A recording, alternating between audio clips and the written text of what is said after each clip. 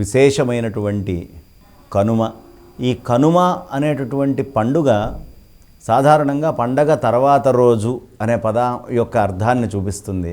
కనుమ అనేటటువంటి పదం తర్వాత అని మనకి 4 రోజుల పండగగా దీన్ని చెప్తారు.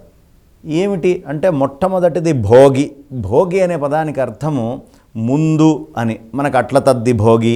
ఈ భోగి అనేటటువంటి పదాన్ని ముందు రోజు కింద చూపిస్తారు.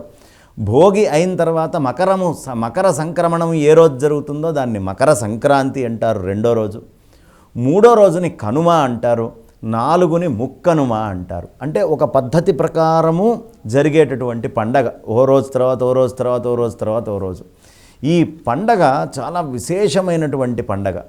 మనకి ప్రకృతికి, ఈ రైతులకి, మనందరికీ భోజనము చేసేటటువంటి వాళ్ళు ఎవరెవరికి ఆకలి వేస్తుందో, జంతువులు కావచ్చు, మనుషులు కావచ్చు, ఆకలి వేసి అన్నము తినేటటువంటి వాళ్ళందరికీ, మొత్తము ప్రకృతికి, జలానికి అన్నిటిలోనూ మార్పు వస్తుంది. ఎందుకంటే సూర్యనారాయణ మూర్తి నిన్నటిదాకా ఒక రాశిలో ఉంటే ఇప్పుడు మకర రాశిలోకి మారుతూ ఉన్నారు. ధనుర రాశి నుంచి మకర రాశిలోకి మారేదాన్నే మకర సంక్రమణము అంటారు. ఉత్తరాయణం.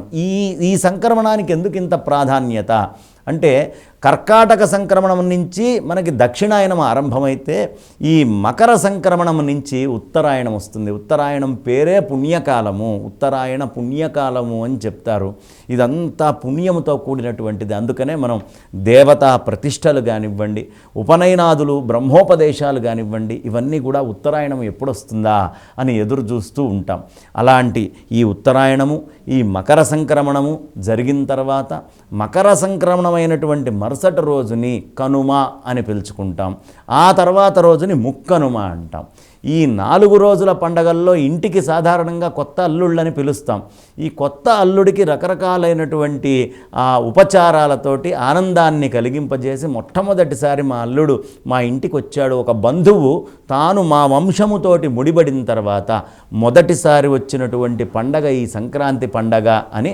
మిగతా సందర్భాల్లో ఆర్థికంగా మనకు ఉండొచ్చు, ఉండకపోవచ్చు, కానీ ఈ సంక్రాంతి కనుమ సమయంలో ప్రతి ఇంటికి మనకి చక్కగా ఈ పొలాలు ఇవన్నీ కూడా రావటము, పంటలు రావటము అనేది జరుగుతుంది. కాబట్టి ఈ వచ్చినటువంటి పంట ఏదైతే ఉందో ఈ పంట మొత్తము కూడా మనకి సంబంధించినటువంటి సొంత వాళ్ళ దగ్గర నుంచి పంచుకుంటూ వెళ్ళాలి అని అల్లుడిని ఎన్నో విధాలుగా గౌరవించటము ఇవన్నీ కూడా జరుగుతూ ఉంటాయి.